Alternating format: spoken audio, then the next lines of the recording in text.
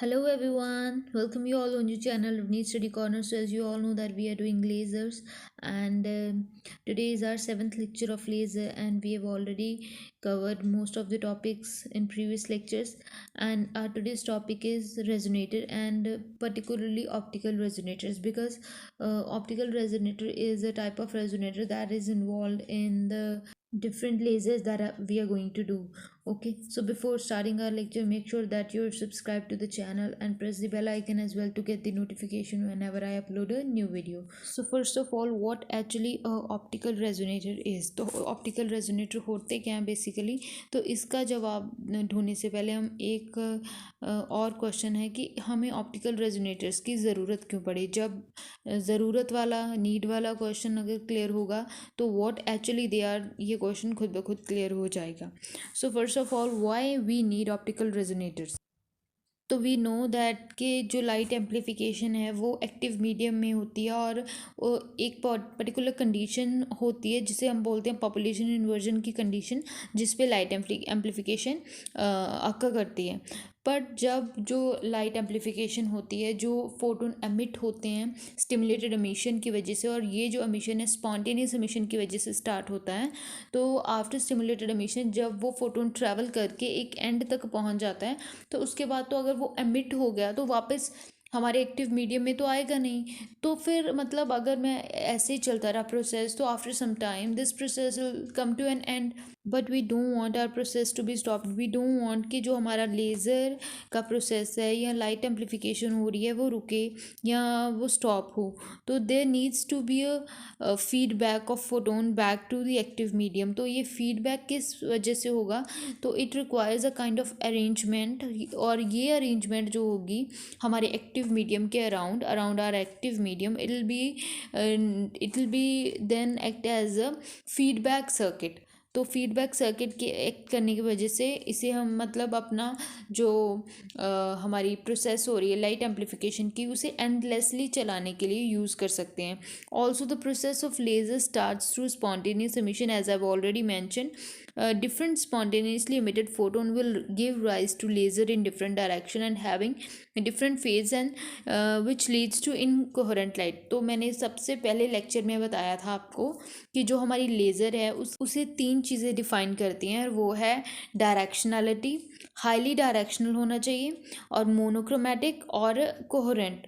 But अगर मैंने अब बोला कि जो हमारे फोटोन्स है वो डिफरेंट डायरेक्शन में अगर एमिट होंगे, हाउ दे विल बी मतलब एक डायरेक्शनल कैसे रहेंगे, how they will be coherent, और हाउ दे विल बी एक हाईली डायरेक्शनल। क्योंकि हमारी लेज़र की एक सिंगल प्रॉपर्टी जो है जिसकी वजह से लेज़र इतनी बेनिफिशियल है, दैट इज़ डायरेक्शनलिटी। मतलब उसका जो बीम है which is highly intense and highly directional.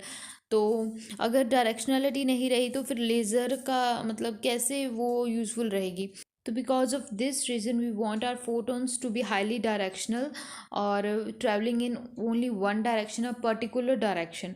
तो for this reason we require optical resonators which will make our beam of photons directional or intensify them. So now we know that why we need optical resonators. हमें ज़रूरत क्यों है? अगर हमें need का question हमारा clear हो गया तो हम अब हमें पता चल सकता है that what actually optical resonators are.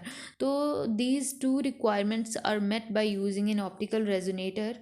और ये दो रिक्वायरमेंट कौन सी हैं?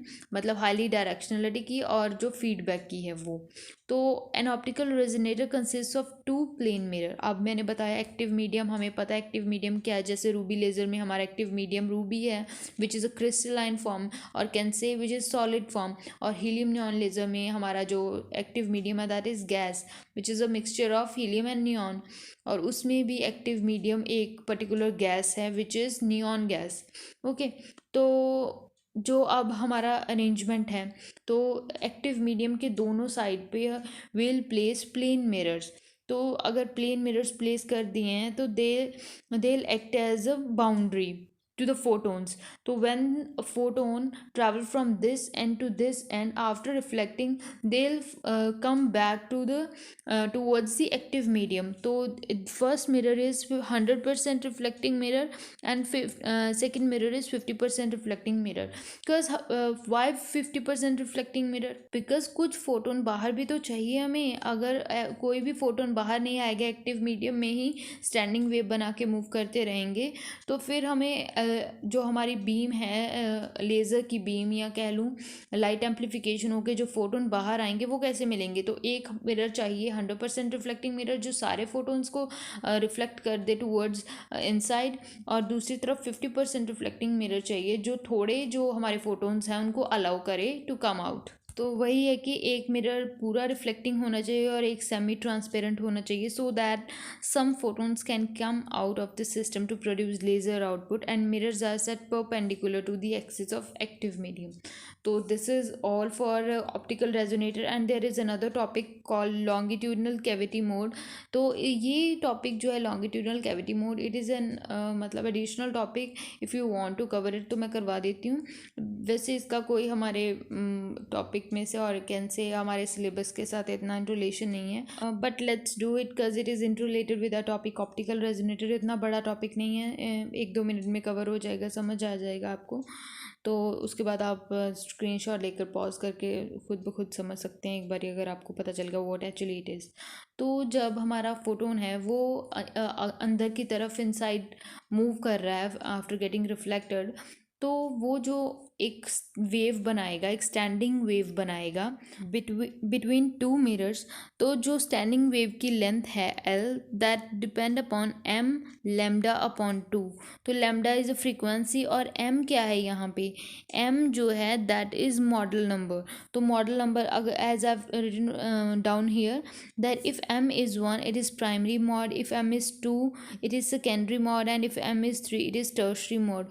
मतलब जो लूप्स बना रहा है, कितनी लूप्स बन रही हैं, जैसे मूव करते समय जब हम ऐसे किसी स्ट्रिंग को एक टाइट पकड़ा होगा स्ट्रिंग और उसको ऐसे मूव करते हैं तो एक स्टैंडिंग वेव बनती है उसके बीच में से।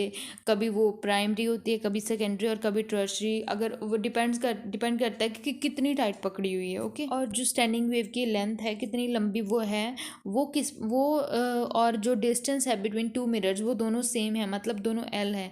तो इसमें से सिर्फ एक इंपॉर्टेंट रिलेशन है, that is L equals to M lambda M upon 2, और M1 2 3 के लिए मैंने आपको रिप्रेजेंट करके बता दिया कि कैसे कैसे बनेंगी। और ये रिलेशन याद रख लेना, कई बार पूछ लेते हैं, कोई हमें फ्रीक्वेंसी दे देंगे और बोलेंगे कि हाँ जी ऑप्टिकल रेजोनेटर के बीच का डिफरेंस बताओ, या फिर एम पूछ लेंगे, हमें एल दिया होगा, और मॉडल नंबर पूछ लेंगे कि कितनी लूप्स बन रही हैं। तो ऐसे करके क्वेश्चन आ सकता है, बिकॉज ऑप्टिकल रेजोनेटर के साथ ही इंटरलिंक्ड है ना, क्योंकि डिफरेंस पूछ लेंगे अगर दोनों ऑप्टिकल रेजोनेटर के बीच का डिफरेंस। तो ऐसा तो है नहीं कि ऑप्टिकल रेजोनेटर कितनी भी दूर रखे हों, तो एक पर्टिकुलर डिस्टेंस होना चाहिए ना जहाँ पे जो हमारा फोटोन है वापस आए और लाइट एम्पलीफिकेशन का जो प्रोसेस है या जो फिनोमिना उसे परफॉर्म करे। तो कितनी भी दूर तो हम रख नहीं सकते, एक पर्टिकुलर डिस्टेंस पे रखना होगा। तो वो जो डिस्टेंस है वो भी पूछ सकते हैं, और एम भी पूछ सकते हैं कि अगर वो स्टैंडिंग वेव बन रही है तो कितनी नॉड्स बन रही हैं। तो यही क्वेश्चन आते हैं, तो ये इंटर रिलेटेड था, मुझे इंपॉर्टेंट लगा तो करवा दिया। तो this is all for today. Optical resonator के रिगार्डिंग यही इतना सा टॉपिक बनता है और हमारे पेपर पॉइंट ऑफ व्यू से इतना ही इम्पॉर्टेंट है। तो अगर कोई और टॉपिक रहता है, if you want to cover regarding topic lasers, तो do comment in the comment section. And this is all for today.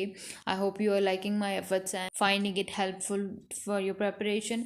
तो do like, share and subscribe, share with all those people who are doing preparation for physics or for exam in which physics is involved.